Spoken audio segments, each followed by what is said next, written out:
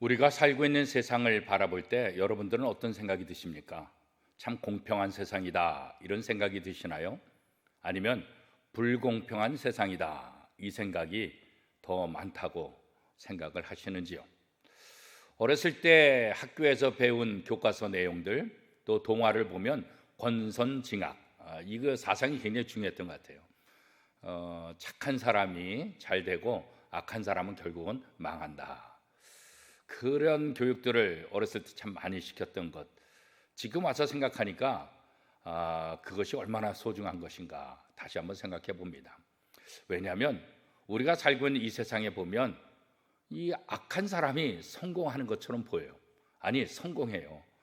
착한 사람은 실패하는 것 같고, 착한 사람은 뒤처지는 것 같고, 착한 사람은 오히려 손해를 보는 세상. 어떻게든지 악한 사람들은 자기가 갖고 있는 머리 또 실력들 여러 가지 환경들을 다 동원해 가지고 악한 방법이라도 어떻게든 자기가 높아지고 출세하고 또 돈을 더 많이 갖고 또 권력을 더 많이 가지려고 굉장히 애를 많이 쓰죠. 그런 것들이 세상에서 드러나게 되고, 그러다 보니까 사람들은 착하게 살면 손해다 이런 이야기들을 하고 있는 것 같아요. 그리고 악한 사람들이 멸망한다. 성경에도 나와 있고 우리가 어렸을 때 동화에도 나와 있지만 우리 주변에 보면 악한 사람이 멸망하기보다는 악한 사람이 계속해서 승승장구하는 그런 모습들이 보이니까 그래, 뭐 착하게 살아봤자 아무 소용이 없어 이런 표현들을 하고 있는 것 같습니다. 하나님의 말씀은 어떨까요? 그렇지 않습니다.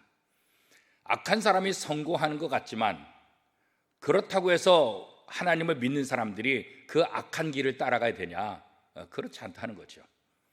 세상 사람들은 악한 지혜를 동원해서 자기가 잘 되려고 하는 거예요. 그러나 성경은 악한 지혜가 아니라 선한 지혜, 하나님의 지혜를 가지고 이 땅에 삶을 살아라 그렇게 권면하고 있습니다.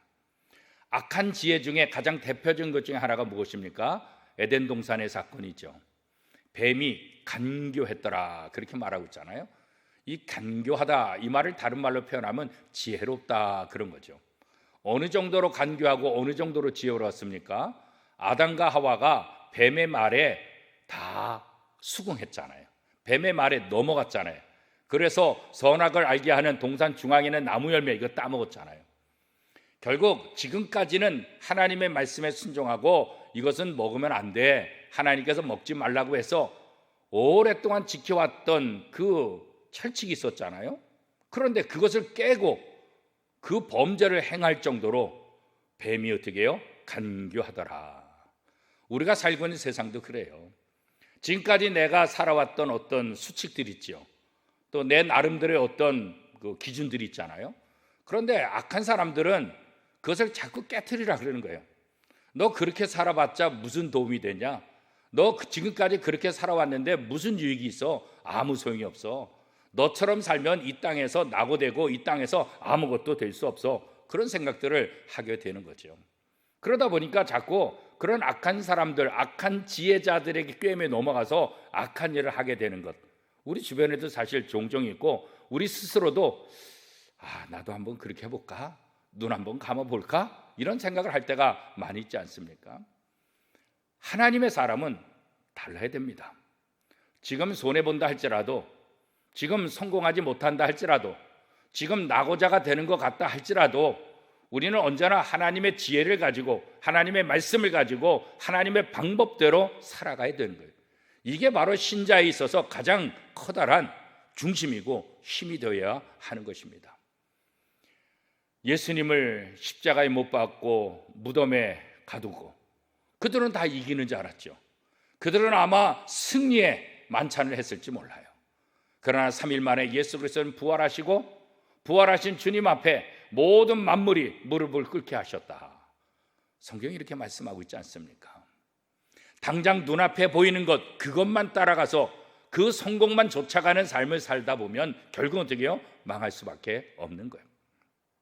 하나님은 어떤 하나님이십니까? 우리가 종종 기도할 때 알파와 오메가 되신 하나님 이렇게 기도하잖아요. 무슨 말입니까? 처음이요 나중이신 하나님. 처음부터 마지막까지 이 세상 모든 만물을 주관하신 하나님. 그래요, 이 마지막이 있다는 것을 아는 것, 이것이 굉장히 중요한 거죠. 우리의 모든 것에 시작이 있다고 한다면 마지막이 있는 것입니다. 그 마지막 때 하나님 앞에 우리가 서야 되는 거예요. 어떤 누구도 하나님 앞에 그 심판의 자리에서 벗어나고 피할 수 있는 사람은 아무도 없습니다.